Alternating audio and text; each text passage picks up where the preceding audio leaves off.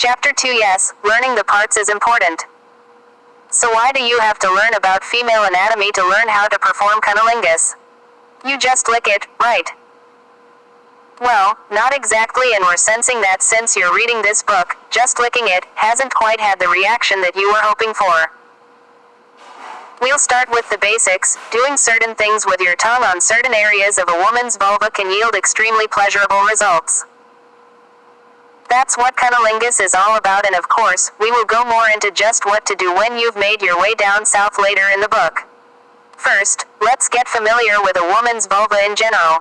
So why is it called a vulva? Why don't you just say vagina? Well, we're trying to be politically correct here, or at least, anatomically correct.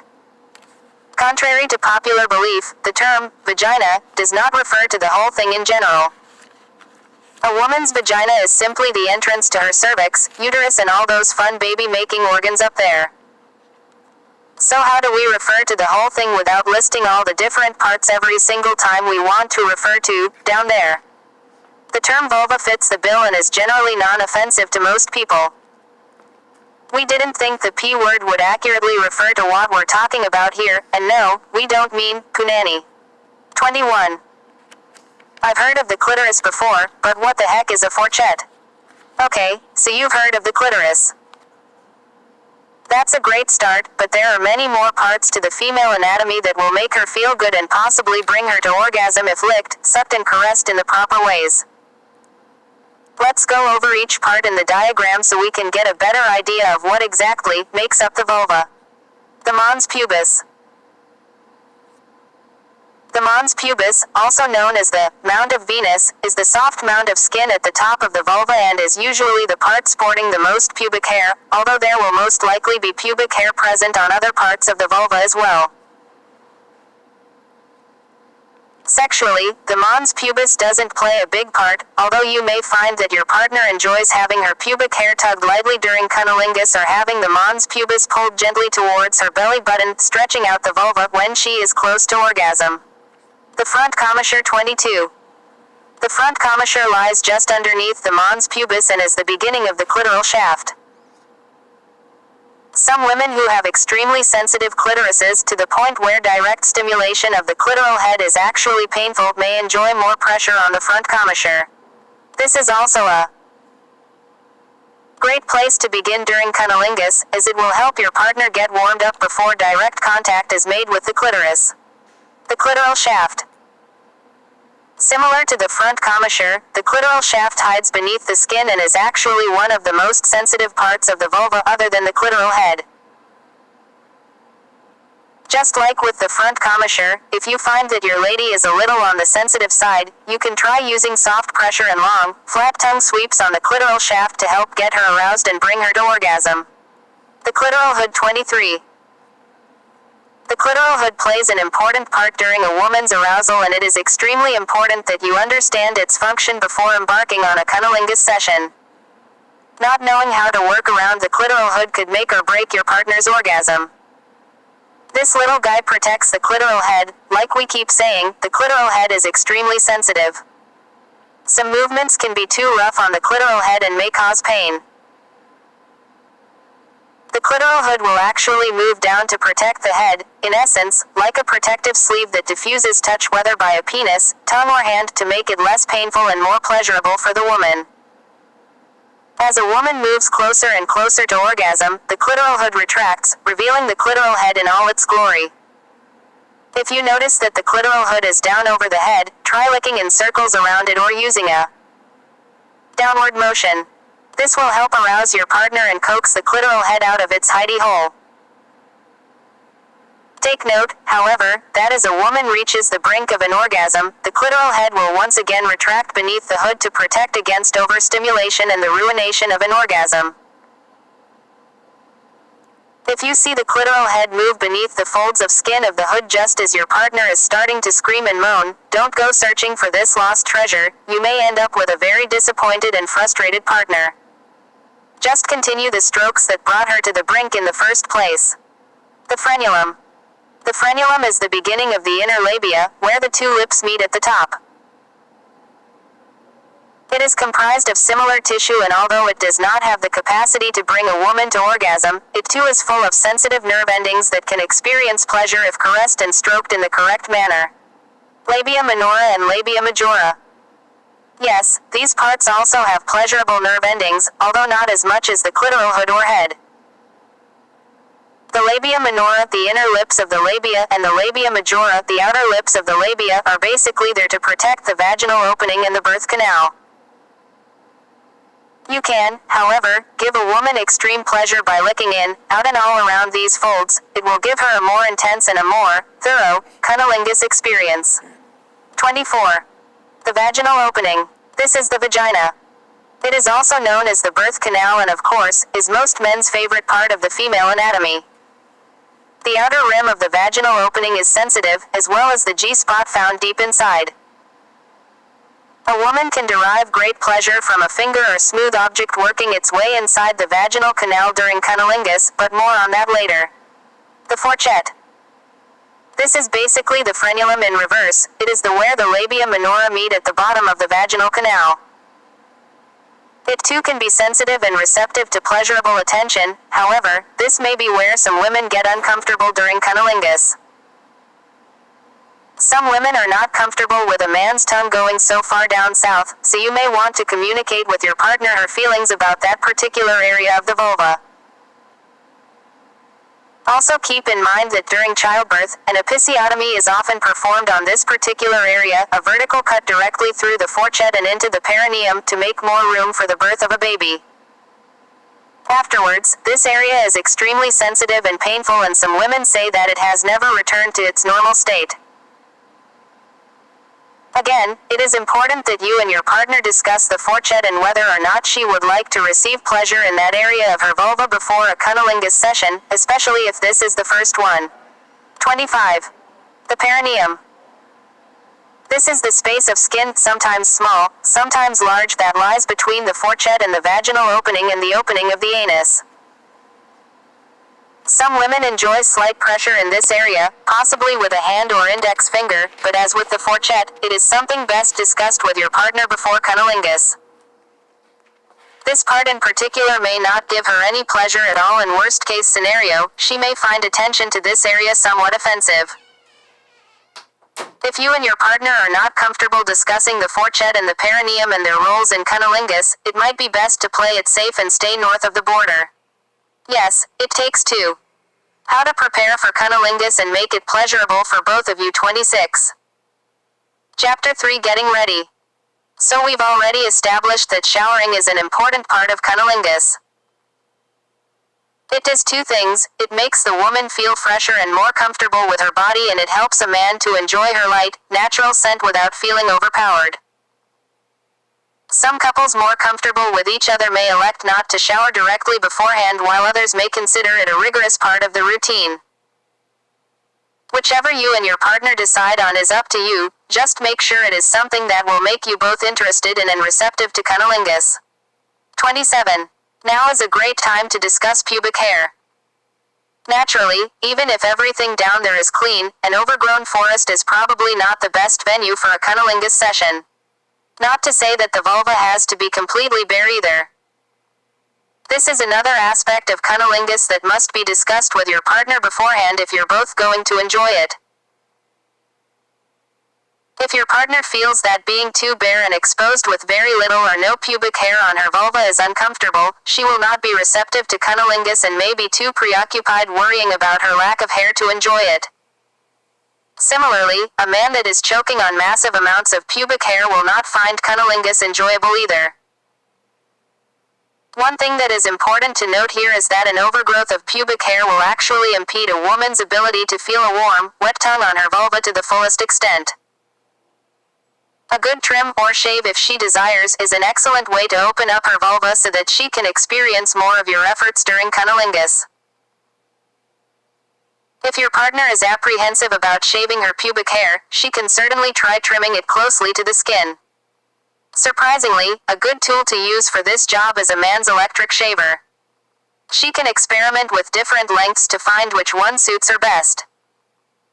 She may find that pubic hair closely shorn to the skin is more comfortable and may give her a light, airy and clean feeling. Something for her to remember, many women shave their pubic hair for the same reason they shave their armpits. Sweat sticks to thick, long hair and will begin to collect bacteria. Unfortunately, when this happens, a pungent and sometimes unpleasant odor will arise. For many women, keeping their pubic hair under control has become part of the daily beauty routine, as with the underarms. For those who would like to shave, there are many options. She can shave all her pubic hair off, or she can leave a small patch, sometimes called a landing strip, on the mons pubis. Shaving can sometimes be uncomfortable when it grows back, just like with shaving any other part of the body. Shaving bumps can occur and it can be itchy when growing back. Shaving, if done properly, however, can become a simple job. Here are some great tips if your lady chooses to shave. 28. Soak in a warm bath for a few minutes before shaving to soften the hairs. Conditioner can also be used on the hair to soften it, leave it on for several minutes. Trim any long hair with scissors or an electric shaver before starting.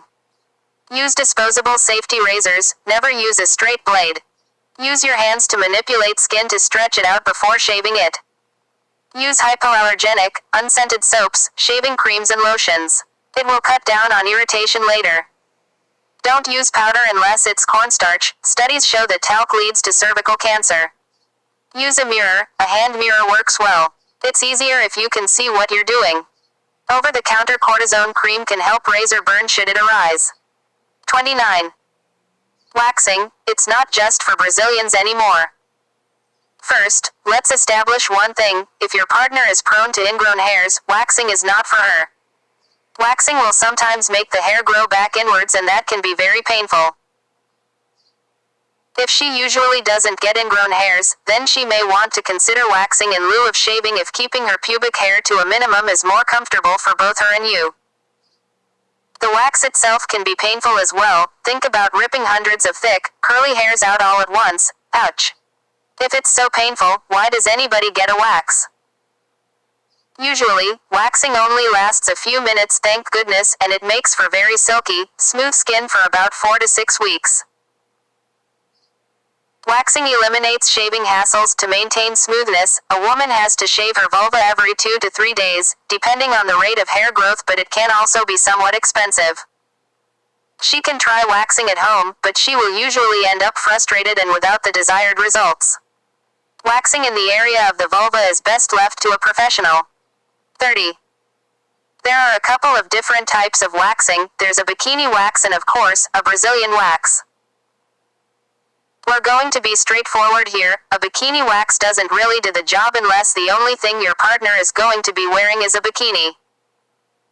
This type of wax is designed for women that have pubic hair in excess, meaning that some or most grows outside of areas that would normally be covered by a bikini. Since she's not going to be wearing a bikini during cunnilingus, we're going to recommend going with a Brazilian wax. But be careful, a Brazilian wax is not for the faint of heart. Your partner will be required to bear it all, and by all, we mean quite possibly more than her gynecologist will see, so if she's not comfortable with that idea, or her body, don't send her to the salon. She will come back in no mood for cunnilingus, that's for sure. This is probably something you want to discuss with your partner first, considering it is her body. She may be up for the idea, or she may be turned off by the entire idea itself. A couple things that will help if she's considering getting a wax: find a reputable salon. Most women that are a little apprehensive at first will relax once they realize they're in the hands of professionals and not some guy that just wants a peek. Most females will be more comfortable with other females doing the waxing, so make sure you send her to a female waxer. If she does decide to go for a Brazilian wax, ask her if she wants you to drive her to the salon and back or if she'd like to go alone. Respect her boundaries during this time, because waxing definitely isn't a comfortable way to remove pubic hair. Whatever you do, don't suggest cunnilingus or intercourse that evening unless she does first, because she will most likely be very sore, swollen and irritated. It is best to wait until the next night. 31. Make sure you're shaven too. Remember how we said that it takes two to get ready for a pleasurable session of cunnilingus? While her vulva may be smoother than a baby's bottom, if you've got a 5 o'clock shadow, she's still not going to have any fun. Stubble or thick hairs are painful during cunnilingus, especially if they irritate a sensitive clitoris and can even impede orgasm. Women like to call this beard burn, and it is as uncomfortable as it sounds. If you prefer not to shave or are growing out a beard, you can wrap a small towel around your chin to help cut down on the abrasion. Just make sure the towel isn't a regular bath-sized towel, doubled up. The only thing she's going to feel is that towel, not your tongue or anything else in your face. A kitchen towel does nicely. If you can, however, manage a freshly shaven face before a cunnilingus session, your partner will be grateful and you will reap the rewards. Cunnilingus during menstruation 32. In regards to cunnilingus during menstruation, there are generally two types of men, those who love it and those who absolutely hate it. There are very few men who don't care either way. Let's face it, you've got to want to perform cunnilingus pretty bad not to mind it. If you don't feel like you're one of those men, don't stress out yet. The subject of cunnilingus during menstruation may not ever come up between you and your partner. She may not feel clean or in the mood for cunnilingus during her period, therefore clearing you of all responsibility during this time. Most women feel this way during their period, it is just not a fun time for them. Be on the alert though, depending on her mood during her period, she may feel very in the mood and may even ask you to perform cunnilingus outright. It is possible for a woman that has never previously liked or asked for cunnilingus during menstruation to feel turned on by the idea once or twice in her lifetime. If you're really turned off by the idea, and you're not alone if you or politely tell her that you aren't comfortable with cunnilingus during menstruation. Offer to please her, such as with your hands, or offer to have slow, sensual intercourse with her, or hard, fast intercourse if that is what she is in the mood for. Before you say nay to the whole cunnilingus during menstruation idea, keep in mind that if your partner is wearing a fresh tampon and has showered, it is very much like she is not in her period at all. The tampon will prevent any secretions from reaching your mouth, and you can prevent this further still by staying just in the clitoral area. If she is really in the mood for cunnilingus and is on her period, you may want to try it that way. You might be surprised. Beatrice 33. Getting her hot, horny and begging for it. Chapter 4. Make her want it bad. So now we're getting to the nitty-gritty, cunnilingus technique. But wait, don't jump in feet first just yet.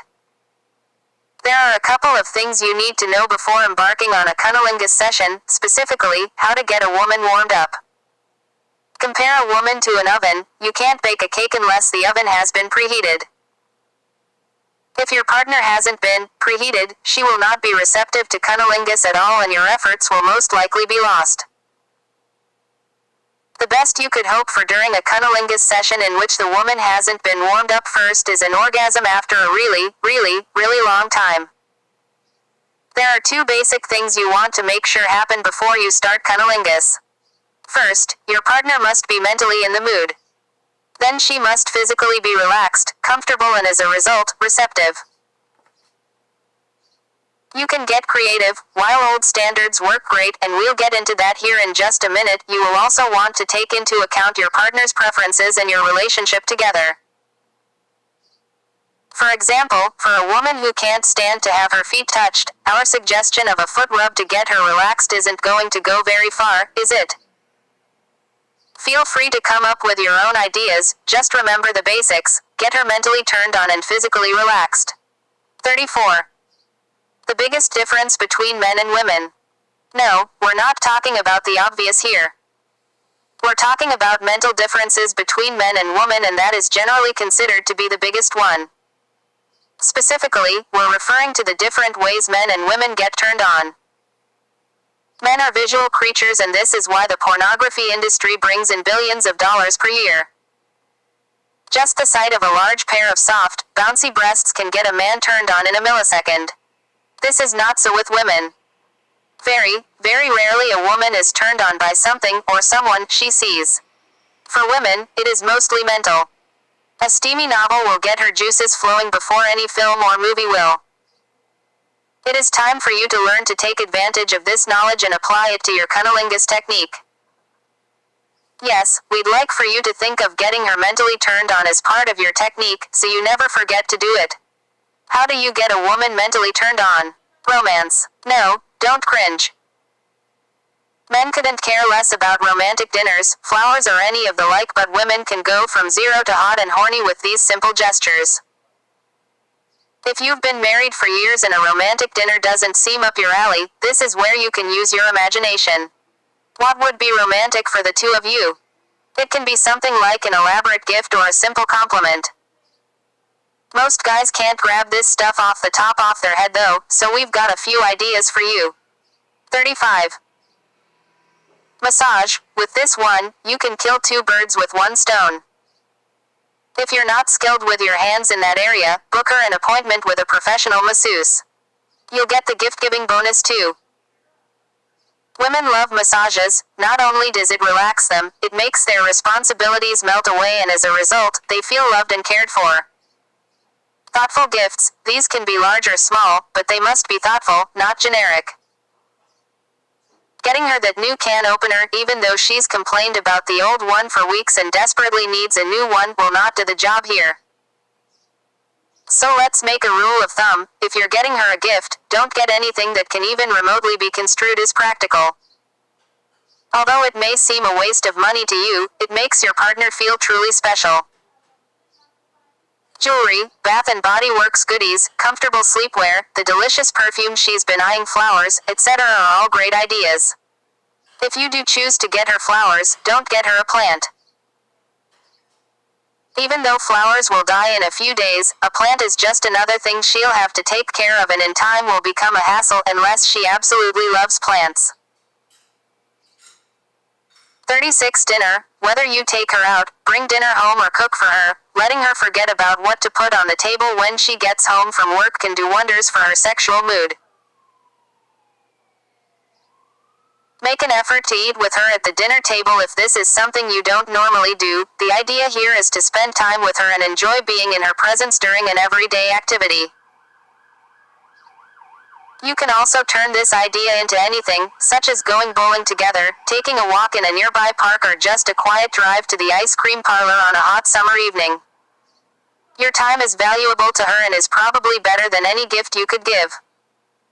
Chores. Believe it or not, chores are to women what lingerie is to men. Nothing will get a woman more instantly turned on and inclined toward her partner than if he were to do a few chores without being asked. Yes, we said without being asked. It will only take a few minutes of your time, such as taking out the trash or doing the dishes, but here again, the idea is to lighten your lady's load. In doing so, she will not have much on her mind except what you'll be doing to her next. Be original. If you're unsure about how to mentally get her in the mood, just follow this simple rule: break her out of her daily routine. It is that daily grind that gets women so worn down that they are turned off or not in the mood. If you can lessen that or break her out of it even for a short time, you will most likely succeed in getting her mentally turned on. 37. I've wined, dined and romanced her, now what? The next step is to get her body relaxed. If her mind is relaxed but her muscles are so tight that her legs snap shut every time your head gets to her knees, you aren't going to get very far during cunnilingus. Like we said earlier, a massage will both get her mentally and physically prepared for cunnilingus.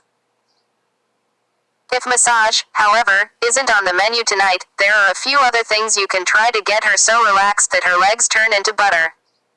A hot bath. This is an oldie but goodie. But we don't mean draw her bath, plop her in it and go about your business for 30 minutes until she's done. We mean light candles, talk to her and wash her hair for her. Let her know that you are interested in her. If done properly, a conversation geared towards her while in a soothing, hot bath will do the same thing as a massage, kill two birds with one stone and get both her mind and body relaxed and ready for cunnilingus. 38. A foot rub. Believe it or not, foot rubs can do even more magic than a back massage and a hot bath put together. Why? Studies in reflexology show that pressure points all over the foot lead directly to specific points in the body. When these pressure points are activated, the corresponding point in the body becomes relaxed and can promote wellness. A good foot rub will activate all of these points and will relax her entire body. Brushing her hair, brush it while watching a movie together or braid it for her if her hair is long enough. You can also do variations on this by scratching her scalp or using one of those metal spider-looking head massagers. It will make her spine tingle. This is a great way to get good, relaxing feelings from the top of her head to the bottom of her feet. Anything physically relaxing, use your imagination. If your idea to get her mentally relaxed is walking around in the mall and window shopping together, then buy her one of those chair massages or get one together. Some malls even have water massage beds. You can also do something like buying her a manicure or pedicure or both, and complimenting her nails when she is finished. Anything that will physically relax her is the ticket to a successful cunnilingus session. 39. Don't forget to start slow. A woman that is about to receive cunnilingus must be treated gently and with care, like an object made out of glass.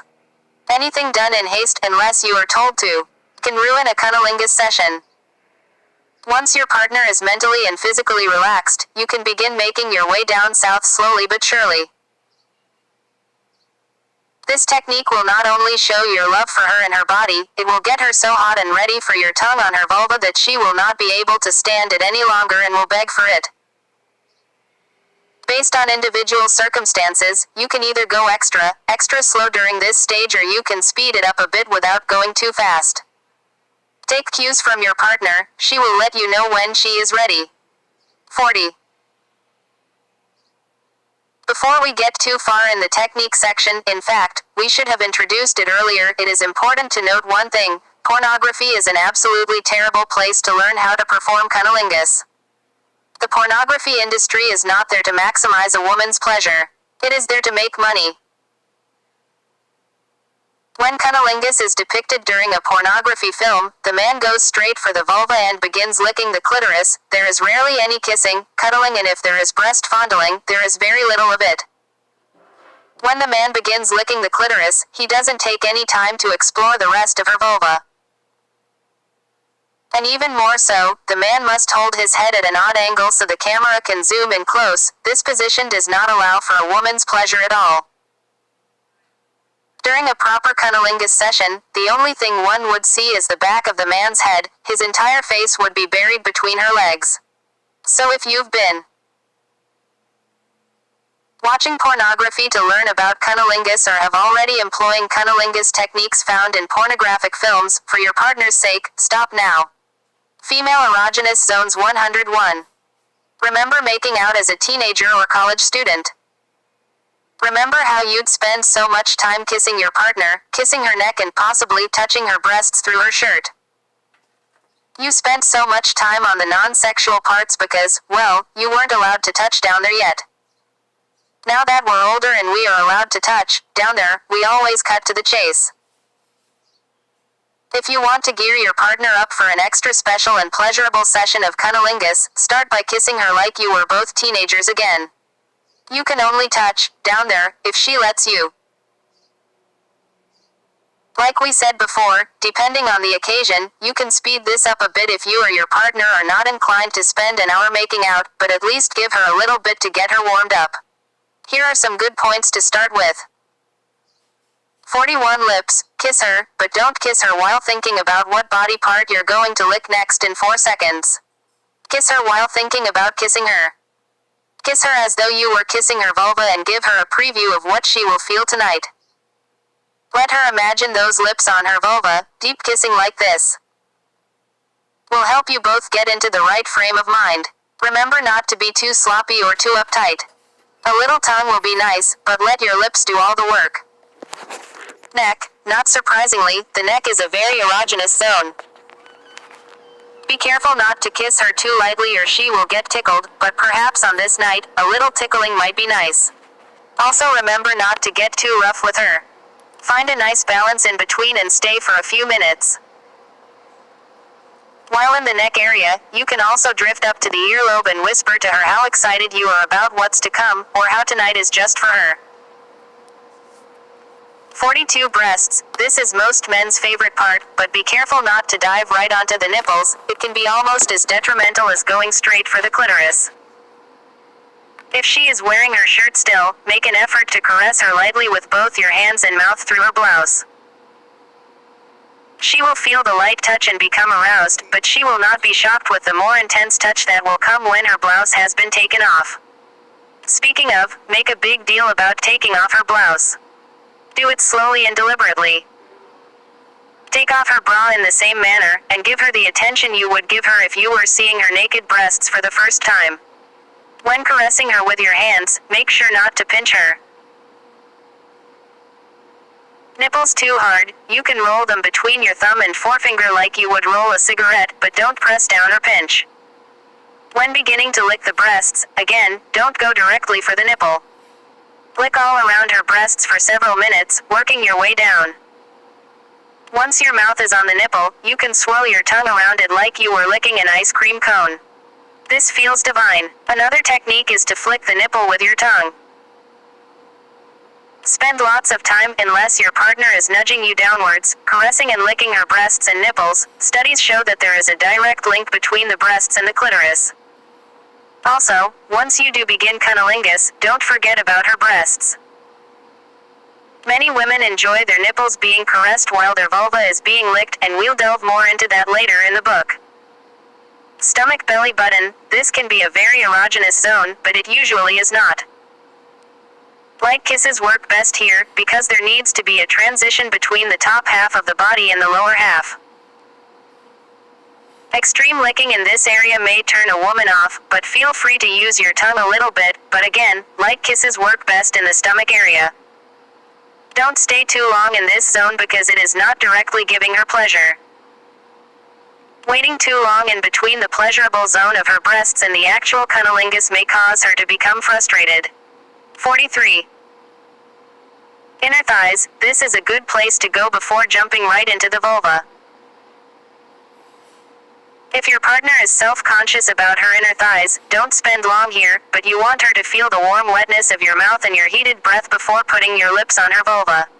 This will get her anticipating your tongue even more. Be careful of ticklish thighs, however, and avoid nibbling if your partner is ticklish. If she likes it, however, nibble away. If you want to tease her even more, alternate between licking her vulva a little bit and staying in between her inner thighs.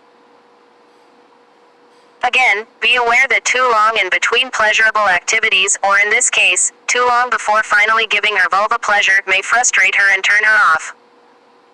If you pay attention to her cues, you will know when she is ready for you to begin cunnilingus.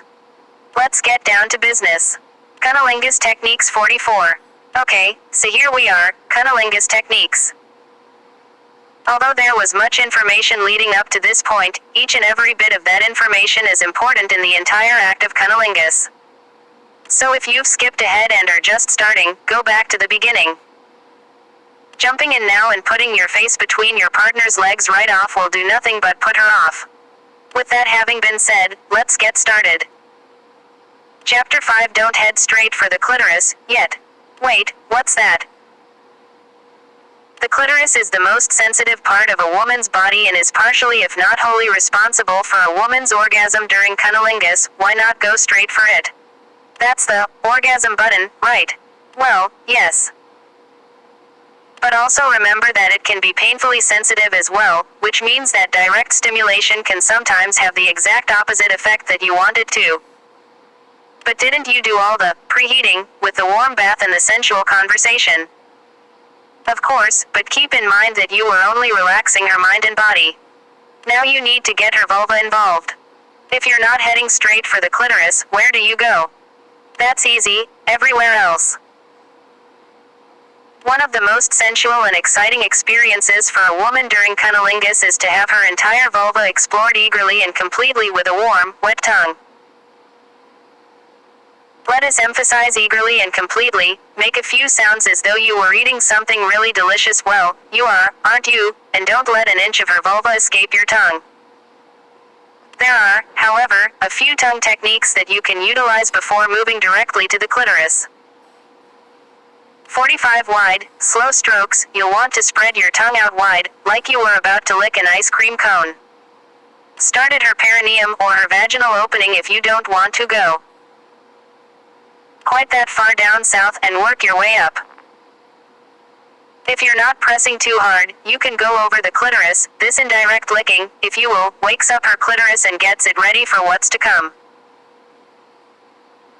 This wide lapping move is a great first move. It simply feels wonderful to have a warm, wet tongue covering the entire vulva and moving up slowly, enhancing every last sensation.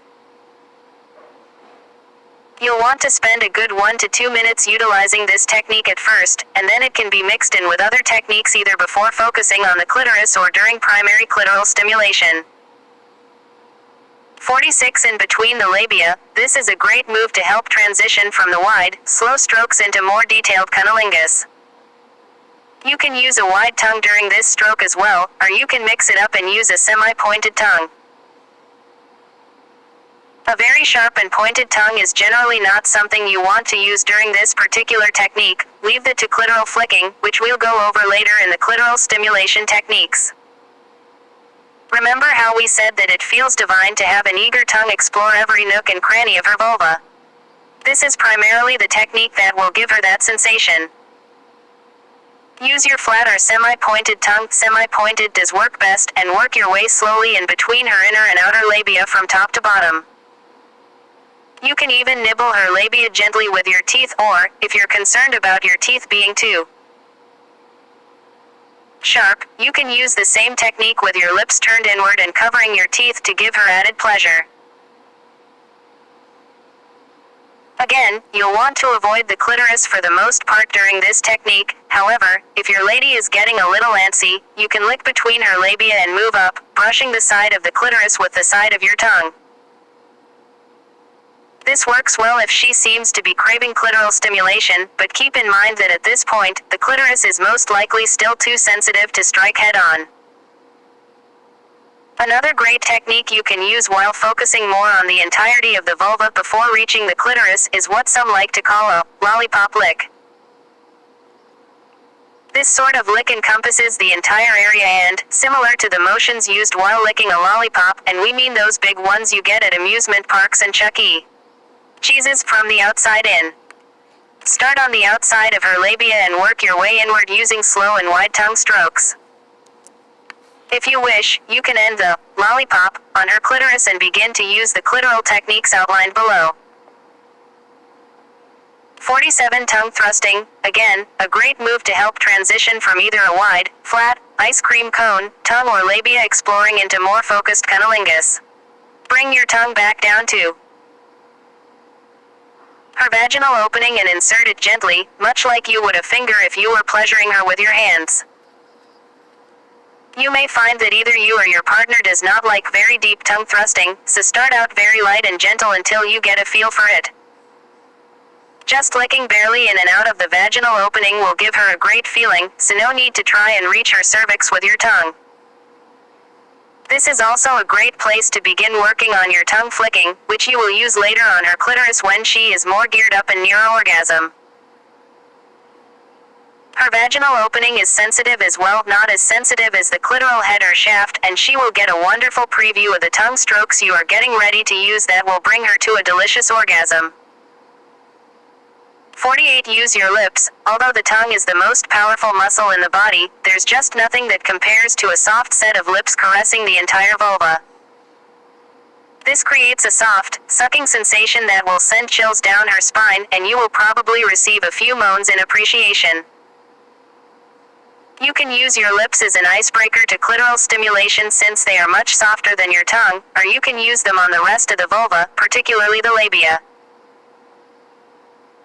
Gently sucking her labia in and out of your pursed lips feels exceptionally wonderful, but make sure that if you are going to use your lips that they are nice and wet by this time. She may already be wet enough for the both of you. If, however, you find them somewhat dry, you can lick them to moisten them, and you can even incorporate this movement into the cunnilingus itself. A great way to use both the lips and the tongue together during cunnilingus is to act as though you're French kissing her vulva. This feels great. Again, it gives your partner the sensation of having her most sensitive and private parts be fully explored, kissed and caressed. Another variation on this technique is to place your entire mouth on her vulva.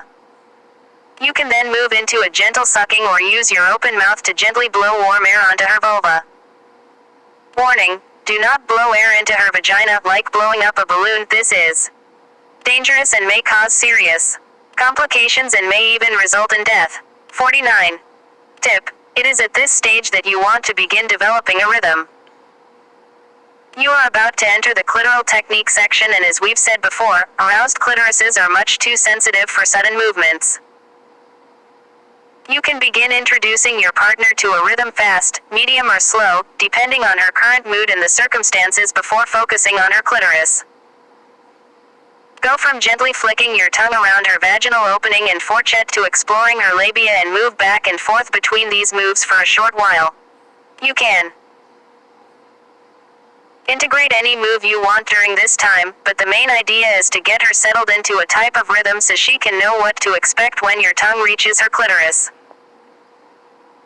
Tip: again, keep in mind that the above techniques are getting your partner warmed up for clitoral technique and that they are not a substitute for clitoral technique. Should you feel like spending a fair amount of time south of the clitoris, such as licking and sucking her labia or tongue thrusting her vaginal entrance, don't forget to mix a few clitoral strokes in with these moves. A clitoris left alone when aroused is much like the legendary blue balls for men. It is uncomfortable and it just plain doesn't feel good. You can utilize the clitoral techniques below and integrate them with the moves above for an excellent beginning to a cunnilingus session, before focusing completely on the clitoris and bringing home the orgasm. X marks the spot. 50. Clitoral stimulation techniques. Chapter 6: Think outside the box. It is important to note here that most women respond well to clitoral stimulation. Can actually duplicate near-death experiences.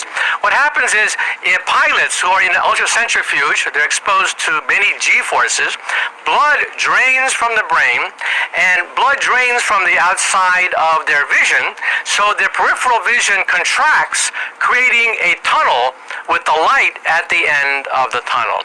So we can actually create out-of-body experiences, and you don't have to write a New York Times bestseller and have a TV series devoted to your out-of-body experience and near-death experience. We can duplicate that in the laboratory. Now,